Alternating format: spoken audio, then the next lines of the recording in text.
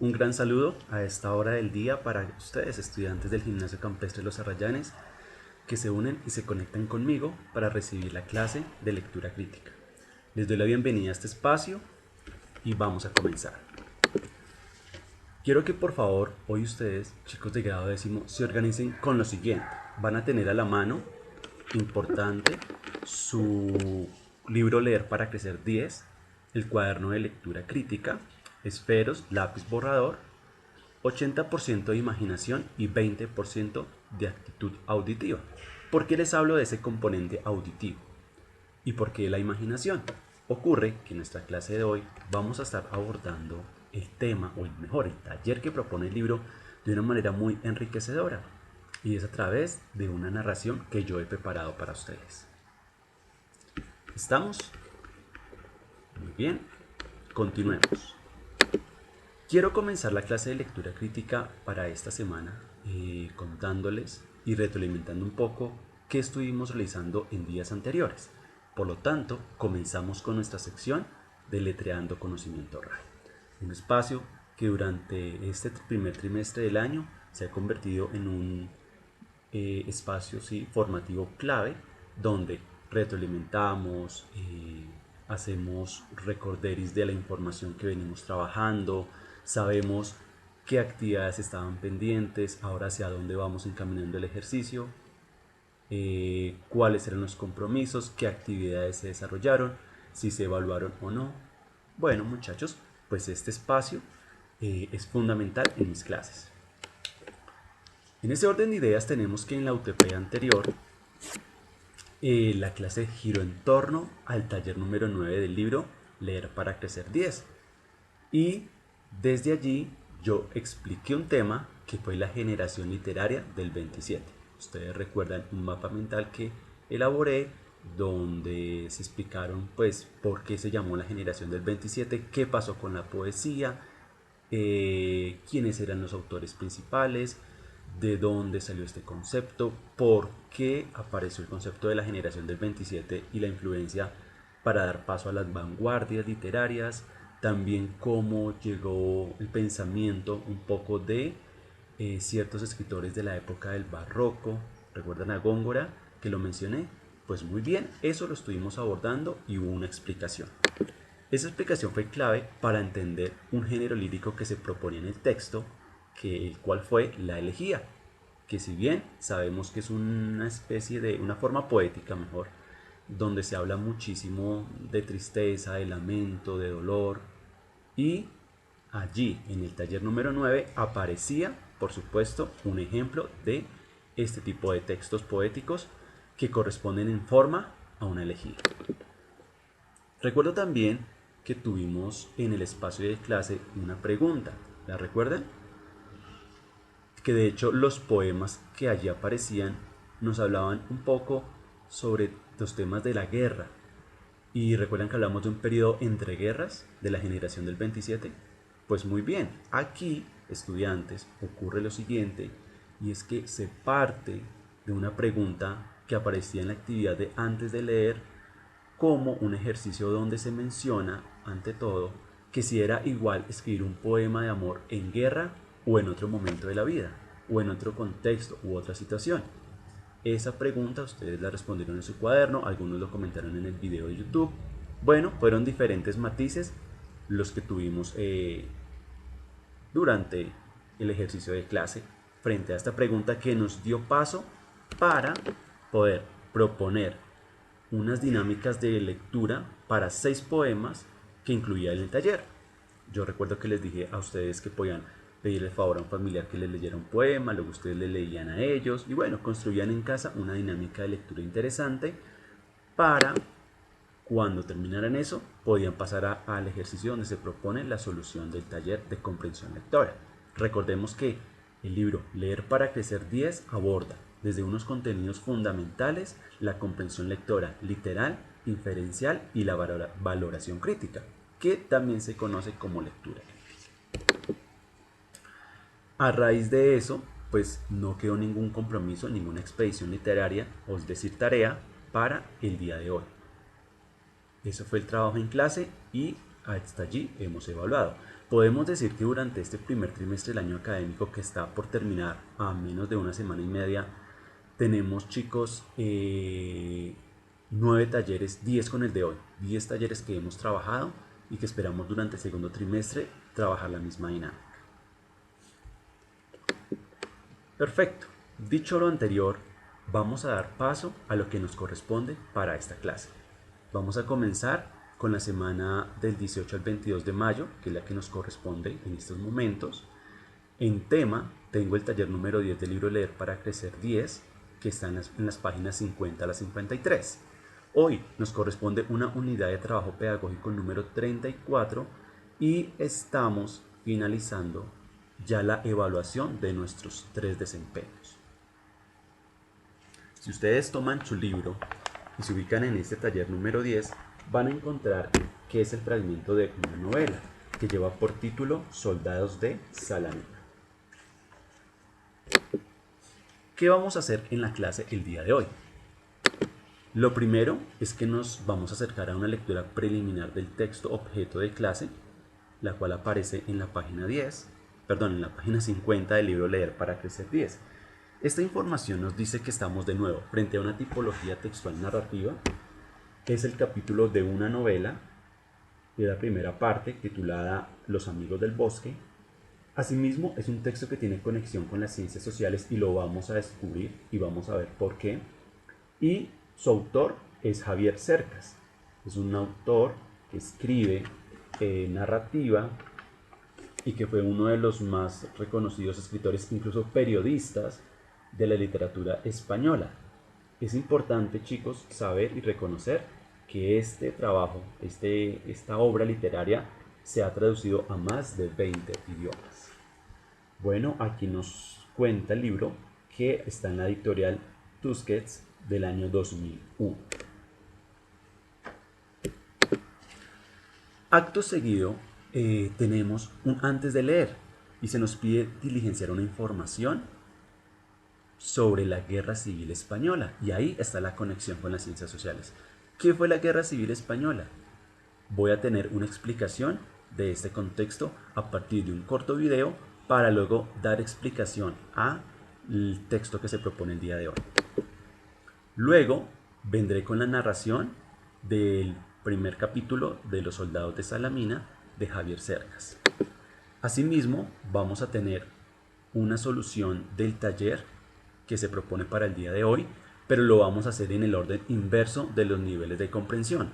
Este taller aparece en las páginas no 45, 44 y 45, no, chicos, sino que aparece realmente en las páginas 52 y 53 del libro Leer para Crecer 10. Por favor, no van a resolver la sección valoración crítica ni el punto leer para escribir. Esto lo van a tener en cuenta y no van a hacer hoy ese componente, ni van a diligenciar la ficha de control individual de lectura detallada que veníamos trabajando hasta una parte de este trimestre. ¿Estamos, chicos? Muy bien, antes de leer, empezamos nuestra clase de lectura crítica con un texto que nos invita a contextualizarnos y a entender un poco cómo funciona la conexión con las ciencias sociales de este texto. ¿Por qué tendremos que hablar de un componente de ciencias sociales? Para ello, yo formulo estas preguntas que parten del libro pero que yo agrego otras. Y es: ¿en qué año transcurrió la Guerra Civil Española? ¿Quiénes se enfrentaron y dónde? ¿Por qué motivo? ¿Qué consecuencias trajo esta guerra? De pronto ustedes lo saben, de pronto ustedes lo han trabajado en sus clases de democracia, ciencias sociales, geografía, en algún momento abordaron ese tema, no este año, sino años anteriores, y tienen conocimiento de lo que es la Guerra Civil Española.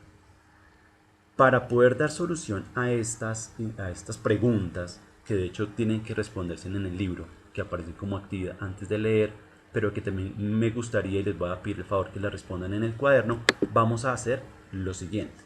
Vamos a ver un corto video que aparece en esta referencia y ustedes lo encuentran en YouTube. Yo voy a compartir pantalla del canal de YouTube para escuchar el video y de esta manera hacer ágil el proceso de ver la clase. de tal modo que ustedes no tienen que abrir una nueva ventana para ver el video, sino que dentro de este video encuentran este corto donde nos contextualizan en 7 minutos qué fue la Guerra Española. Vamos allá.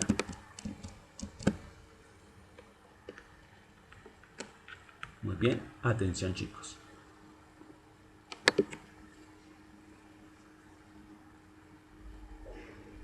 La guerra más grande, cruel y destructiva de la historia de España. Una guerra que acabaría con la vida de más de 500.000 personas de todo tipo, clase y condición. Una guerra entre hermano y compatriotas, y a la vez un ensayo para la Segunda Guerra Mundial. Una serie de generales comenzaron a conspirar contra la Segunda República. Entre ellos destacaban Emilio Mola como líder del golpe, el exiliado general Sanjurjo, que se encargaría de presidir la Junta Nacional de Defensa, y Francisco Franco, quien finalmente se haría con los mandos del bando sublevado. Todo comenzó el 17 de julio en Melilla. Ese día se sublevó el ejército de África. Al día siguiente, el 18 de julio, considerado el real día del alzamiento, guarniciones de toda España comenzaron a sumarse al golpe. No obstante, otras muchas permanecieron fieles a la República. La guerra civil era inevitable. La sublevación triunfó sobre todo en las áreas rurales. No obstante, el golpe también fue seguido en algunas ciudades como Sevilla, Córdoba o Zaragoza. Sin embargo, las ciudades más industriales como Bilbao, Madrid o Barcelona se mantuvieron fieles a la República. En otras se produjo la sublevación, pero no con la fuerza suficiente, y los rebeldes acabaron atrincherados en los cuarteles de sus ciudades, como pasó en Toledo o en Gijón. En los primeros días de la sublevación moriría el general Sanjurjo en un accidente de avión, quedando al mando del bando sublevado Franco y Emilio Mola. La primera gran operación de la guerra civil fue la marcha de las columnas sublevadas hacia Madrid, donde los milicianos fieles a la República pararon su avance a las afueras de la ciudad en la batalla de Guadarrama. Es importante mencionar que la tropa sublevada y leal a la República tenían un número parecido, pero el 70% de los mandos sí se sumaron al golpe, lo que le otorgaba al Ejército Nacional una ventaja operativa vital. Además, los sublevados contaban también con el Ejército de África, en el que estaban las mejores tropas del ejército español, y entre las que se encontraban muchos indígenas de los territorios españoles de Marruecos, conocido popularmente como los moros. Desde Barcelona pronto salieron columnas de voluntarios organizadas por diferentes sindicatos, partidos políticos y organizaciones paramilitares, con el objetivo de retomar el territorio sublevado. Entre todas las columnas destaca la columna de Urruti, dirigida por Buenaventura Durruti, que resultaría muerto más tarde en la defensa de Madrid. En los primeros 3 meses de la guerra civil ocurrieron varios hechos vitales para el devenir de la guerra. El ejército de África, bloqueado en Marruecos, pudo poner pie en la península ibérica gracias al envío de aviones de transporte alemanes y más tarde gracias a la decisión republicana de mandar la mayor parte de su flota al Cantábrico. En agosto de 1936, una columna formada por integrantes del ejército de África, conocida por su violencia y represión como la Columna de la Muerte, avanzó desde Andalucía hacia Madrid, ocupando gran parte de Extremadura y las ciudades de Mérida y Badajoz. En esta última se produjo una gran matanza de al menos 3.000 prisioneros. Las matanzas en la retaguardia de ambos bandos eran constantes y se llevaron la vida de al menos 50.000 personas. La más importante en el bando republicano fue la matanza de Paracuellos. Sin embargo, cuando la represión alcanzó una mayor dimensión fue en la posguerra. El avance sublevado sobre Extremadura no era la única mala noticia para la República. Los sublevados habían tomado Irún, lo que aisló al norte del resto del territorio republicano. La mala gestión de los primeros meses de la guerra llevó al presidente de la República, José Giral, a dimitir, asumiendo Manuel Azaña la presidencia y encargando a Largo Caballero la formación de un gobierno de coalición. En septiembre de 1936, Franco, recién nombrado generalísimo gracias a la fama que le dio conseguir en gran parte la ayuda alemana e italiana, envió sus columnas que marchaban hacia Madrid a levantar con éxito el sitio del Alcázar de Toledo, consiguiendo un gran golpe moral para el bando sublevado. Sin embargo, esto le dio tiempo a Madrid para reforzarse y reorganizar su defensa.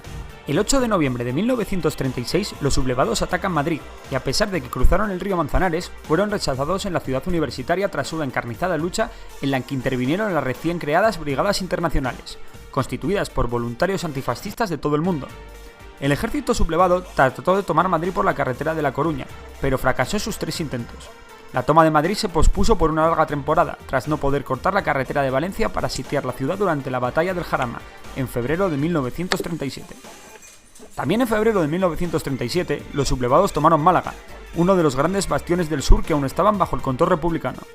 Tras la batalla de Guadalajara, los esfuerzos rebeldes se centraron en el norte, donde el general Mola planeaba con sus tropas acabar con el Cinturón de Hierro, y a partir de ahí ocupar toda la zona norte republicana. La misión se realizó con éxito en la primavera y verano de 1937, y en ella fue fundamental la aviación alemana, concretamente la Legión Cóndor. La Legión Cóndor era un grupo de aviación que Hitler envió a España para ayudar a Franco. Entre sus acciones destaca el bombardeo de Guernica, erróneamente considerado el primer bombardeo de la historia sobre población civil.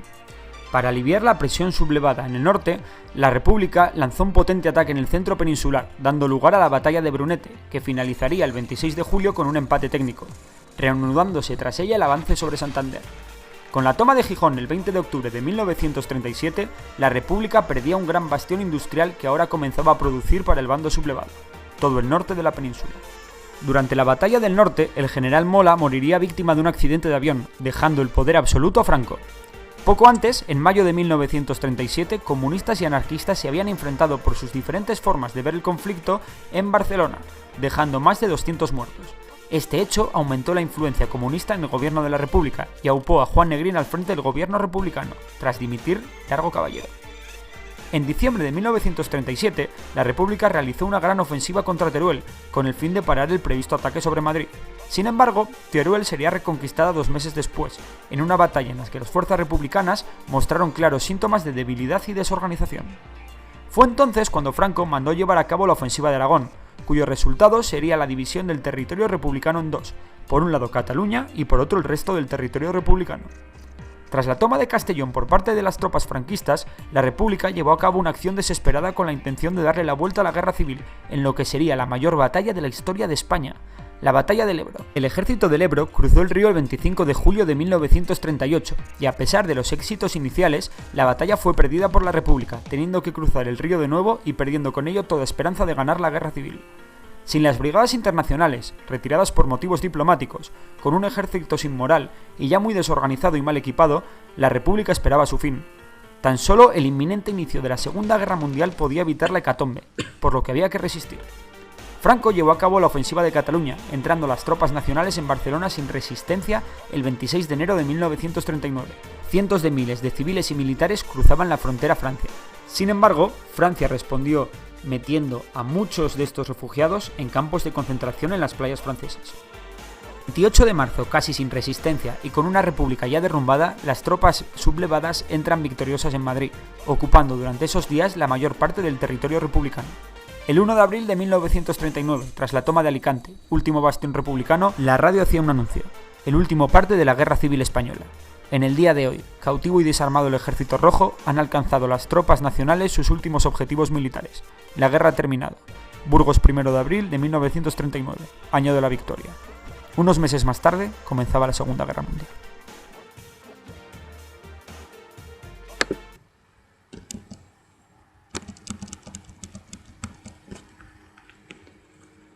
Muy bien, chicos, siento que el video nos contextualiza bastante y nos lleva a entender un poco el porqué de estas preguntas, cuál fue el contexto de la guerra española, ¿cierto? El enfrentamiento entre republicanos y... se me escapó la palabra. Los republicanos, los liberales. Vemos también el sentido aquí de las consecuencias que trajo la guerra y bueno, como es un poco de historia patria de España, ¿cierto? Pues bueno, espero que con el video hayan logrado ustedes tener respuesta un tanto a lo que concierne a estas preguntas, ¿cierto? Si no, recuerden que aquí de nuevo está el enlace, ustedes pueden ingresar, buscar el título del video y pueden verlo nuevamente. Bien, estudiantes, vamos a iniciar la lectura, vamos a hacer el proceso de lectura en casa, pero ¿cómo se va a desarrollar el día de hoy? Sencillo, muchachos, ustedes van a estar mirando la pantalla y yo les voy a contar la historia del libro. Se les voy a contar de una manera muy particular y es que yo, su profesor Carlos Perdigón, voy a contarles a través de este escenario de teatro cómo es que ocurrió esa historia. Y el fragmento que les voy a compartir es muy fiel al texto original que aparece en el libro. Por lo tanto, yo tomo el micrófono y vamos a empezar.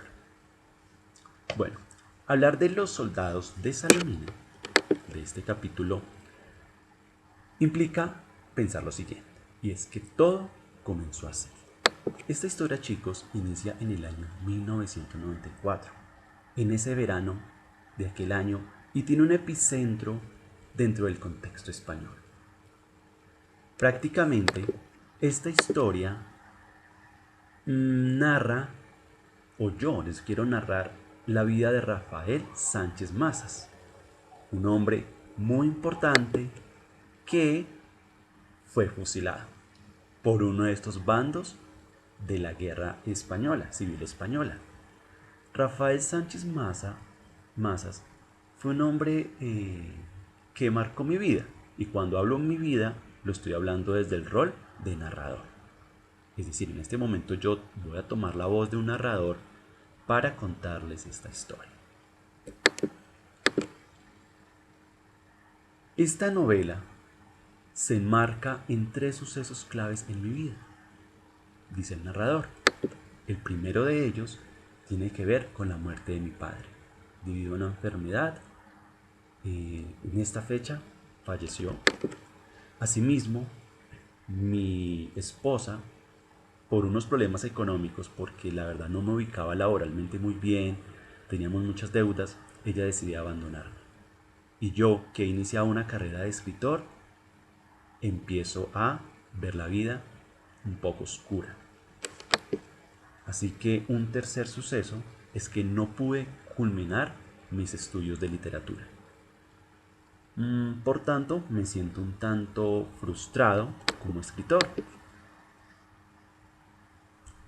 Esta situación, estudiantes, cuenta el narrador, que provocó en él unos sentimientos de abandono, donde tuvo que acudir a muchos trabajos, donde, bueno, pasaron muchas cosas que finalmente el narrador dice: ya, mi vida está frustrada, no podré seguir adelante, tendré que renunciar a mis sueños. Sin embargo, en esta historia, en el mes de julio de 1994, la vida le cambió. ¿Por qué le cambió al personaje, al narrador de esta historia? Veamos. Porque tuvo la oportunidad de entrevistar nada más y menos que a Rafael Sánchez Ferlosio. Se preguntarán ustedes quién es Sánchez Ferlosio. Pues es el hijo de Rafael Sánchez Mazas. En esta entrevista hubo un poco de trago, de cerveza, ellos estuvieron compartiendo, pero ustedes ven a este chico tan galante, ¿no? Con esa forma de mirar, con la forma en que se ha vestido, pero él tenía un defecto, y es que poco le gustaba hablar. Fue una entrevista un tanto dificultosa, no sé, no fluían las palabras. Bueno, ¿qué pasaría entonces en la historia? Pues ahora hay que entender por qué la vida le cambió al personaje, ¿cierto? Entonces él nos cuenta que su vida le cambió porque Rafael Sánchez Ferlosio pudo contarle la historia de cómo fue que mataron a su padre, es decir, el hombre que fue fusilado el 18 de julio a finales de la Guerra Civil Española, en un contexto que allí se menciona, de muchos años atrás. Pero eso es lo que muchos creyeron, porque aquí entre nos, estudiantes, este señor nunca murió, nunca lo fusilaron. Fue una situación un poco oculta. Y en el libro nos cuentan qué pasó realmente, pero yo también quiero hacer el ejercicio. Entonces vamos al segundo punto de esta historia, y es que todo empieza de esta manera. Justo cuando Rafael Sánchez Mazas iba a ser fusilado en una ciudad de Coli, que queda en España, ocurrió algo, y es que los hombres que le estaban apuntando para dispararle, pues por arte y magia, no sabemos qué pasó, le dispararon, pero entre el ruido de las balas, el humo de los fusiles, pues Rafael Sánchez Mazas logró escapar y salió corriendo. Y era tal la algarabía que había en ese momento tras el fusilamiento que nadie se percató que él corría, excepto uno de los soldados, que al final, cuando el humo se disipó de los fusiles, no lo vio tirado en el suelo. Entonces gritó: por allí va. ¿Dónde estará? Pues este hombre, Rafael, salió corriendo y se internó en un bosque. Llegando a ese escenario, apareció un leñador. Bueno, realmente era un miliciano, pero él estaba no en su rol vestido de miliciano, sino más como de hombre civil. Y allí en el bosque, cuando lo vio y se encontraron de frente, pues Rafael se escondió entre los árboles y quedó quieto ahí, en silencio, mientras el miliciano lo estaba observando. Cerca de ellos llegaron los soldados y le dijeron cómo ha visto a un hombre que se escapó. Pues el miliciano, sosteniéndole la mirada a Rafael Sánchez Maza, lo negó y dijo, no, por aquí no ha llegado nadie. Pregunto, y pensemos un poco, chicos, ahora en esta comprensión auditiva, ¿por qué sería que este hombre le quiso salvar la vida? Pues bien, los soldados se fueron, ellos se dieron la espalda, siguieron su camino buscando a Rafael Sánchez, y este hombre, ya viendo que no estaban, se acercó a él y empezó a hablar. Y pues resultaron siendo buenos amigos. ¿Qué pasó entonces? Rafael Sánchez Ferlosio, quien le estaba contando la historia al narrador, le contó que su padre le obsequió a él las prendas de vestir que usó en la guerra y en ese momento. Incluso le muestra cómo el pantalón está lleno, está perforado un poquito o rosado de las balas que en ese momento él vivió cuando quisieron fusilarlo. Pues muy bien, Rafael Sánchez, allí en el bosque, pues se convirtió tan amigo de este miliciano, que vivió allí durante mucho tiempo en el bosque y además hizo nuevos amigos que ellos tenían y con los cuales empezó a compartir. Eran unos hombres de Cornelia de Terry que realmente, al pasar los meses, decidieron llamarse los amigos del bosque. De esta manera, Rafael Sánchez Mazas escapó de un milímetro de haber estado de la muerte. Y así fue como conocí esta increíble historia, chicos. Nos cuenta el narrador cuando tuvo la oportunidad de entrevistar, y eso que ya era quizá por las copas o qué sé yo, que Rafael Sánchez Ferlosio le logró contar el misterio del fusilamiento de su padre. Claro, muy bien. Pues es increíble esta historia, pero ahí no termina todo. Esta historia marcó al narrador y entonces él empezó a cuestionarse mucho como, ¿quién es realmente este hombre? Rafael Sánchez Mazas. Entonces el libro, porque miren cómo el libro tiene dos historias en una, o casi tres historias en una.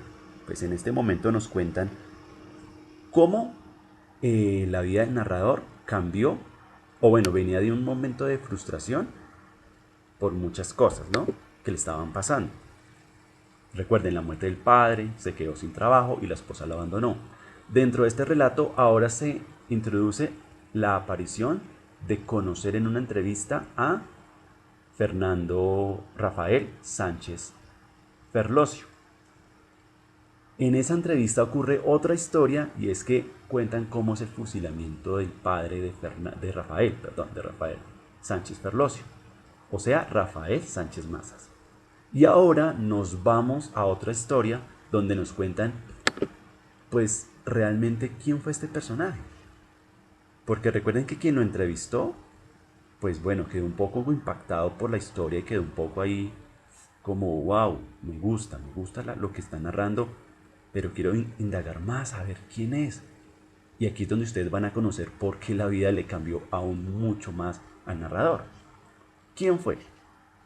Ya acercándonos al final de esta historia tenemos, en primer lugar, que Rafael Sánchez Mazas fue un hombre que fue el fundador de un grupo que se llamó los Falangistas, que fue un partido político allí durante la Guerra Civil Española. Además de eso, en segundo lugar, Rafael fue reconocido escritor, poeta, ¿cierto? Que logra en diferentes años, como fue en 1995, 1996, un poco más antes en el 1984, logró ganar muchísimos premios. Y pues todo esto le llevó a que fuera muy aplaudido y reconocido socialmente. Además porque fue un personaje clave en la Guerra Civil Española, por lo menos en este contexto literario. Fue un buen líder y tanto que ganó premios sociales como premios literarios. Y fue en ese ejercicio que estuvo reconocido. Muy bien. Esto ocurre realmente con la historia de Rafael Sánchez Mazas. Sin embargo, pues el narrador se sorprendió porque el narrador años atrás había leído muchas obras de Rafael Sánchez, pero nunca había conocido realmente todo el contexto que hubo en su vida. Claro, además que Rafael en sus primeras obras las firmaba con otro nombre, con un seudónimo, y eso también provocaba ciertas confusiones en el campo literario. A pesar de todo lo que les he contado, chicos, pues Rafael Sánchez Mazas jamás fue un gran escritor. Muy importante, tuvo un papel que desarrolló en la Guerra Civil Española. Su hijo se vio impactado por esta historia, ahora el narrador, pero a pesar de todo, jamás fue un gran escritor. Y así finaliza este capítulo en el libro Leer para Crecer 10, el taller número 10. Bueno, tal vez algunos quedan así. Quise compartirles este GIF ante la historia de Rafael Sánchez Mazas. 3 historias en un capítulo, prácticamente. Bueno, agradezco que hayan seguido la historia hasta este momento, me hayan entendido y quise ser lo más fiel a lo que nos cuenta el libro. Con base a eso, pues llegamos al fin de esta historia y vamos a dar paso a una actividad de mente letrada que se propone para los minutos que siguen a continuación. Estudiantes, tenemos los primeros 30 minutos, es decir que disponen de 70 minutos para realizar lo siguiente. Van a resolver el taller propuesto en los 3 niveles de comprensión lectora, pero recuerden que hice una salvedad al comenzar la clase. Por favor, van a tener en cuenta esas instrucciones de lo que allí les cuento y van a tener presente también las preguntas que debían resolver sobre la Guerra Civil Española. Es decir, que entre responder las preguntas de la Guerra Civil Española más el taller que se propone en las páginas 52 y 53, fácilmente ustedes disponen de 70 minutos para hacer esas dos actividades. Recuerden, van a trabajar la comprensión inferencial, van a empezar por ahí, desde el punto donde dice, responde las preguntas. ¿Por qué el narrador afirma que la entrevista que tuvo con Rafael Sánchez Ferlosio fue la más rara de toda su vida? Recuerden que Rafael tuvo una particularidad, y que si lo vemos a modo de entrevista, ¿qué hace una persona que la entrevistan? Habla muchísimo, ¿cierto? Y cuenta todo. Pero recuerden que el hijo, Rafael Sánchez Ferlosio, fue un poco tímido y estuvo con la boca cerrada. Fue hasta después de unas cervezas que empezó medio a contar la historia, y eso que no la contó tan exacta, porque omitió varios sucesos. Van a empezar con ese punto de comprensión inferencial, el número 6, luego el número 7, responden, valoración crítica, recuerden que ya hay una instrucción que pasa con ese punto, y luego van a la comprensión inferencial. ¿Ok? Eso es lo que tenemos propuesto para la clase de hoy. Yo espero que estudiantes la historia haya sido clara. Si alguno de ustedes desea puede leerla en el libro, aunque siento que mi ejercicio como profesor de lengua castellana y haberles representado a través de imágenes la historia dio pie para comprender los sucesos ocurridos. Perfecto. Dicho esto, pues nada, estudiantes, tenemos 35 minutos, quedan 65 de clase, casi media UTP. un medio TP y un poquito más para desarrollar lo propuesto en este día. Bueno chicos, novedades que les comparto en este momento final de la clase. Vamos a tener un encuentro virtual el próximo viernes, miércoles y viernes, miércoles con décimo A, viernes con décimo B. Allí les estaré contando un poco y haciendo un recuento, o de hecho ya en otra clase de lengua castellana van a conocer cuáles fueron las actividades que trabajé este trimestre. Ustedes ya van a saber cuáles entregaron, qué actividades no, qué pasó con este ejercicio. Vamos a tener unas pautas finales, vamos a hacer una retroalimentación general del trimestre, así que desde ya les invito para que se programen miércoles y viernes décimo, por favor grado décimo, para un encuentro virtual de medio TP de clase a través de Zoom, donde vamos a socializar estos aspectos académicos del primer trimestre que ya entró en la recta final. Bien muchachos, otra novedad tenemos importante, a partir del segundo trimestre no voy a trabajar más a través de Classroom, vamos a optar por el sistema que la semana anterior se orientó, la semana anterior, desde una dirección rectoral, de dirección de grupo, y que se dio a conocer en las redes sociales del colegio, y fue, chicos, el botón tareas en Fidias.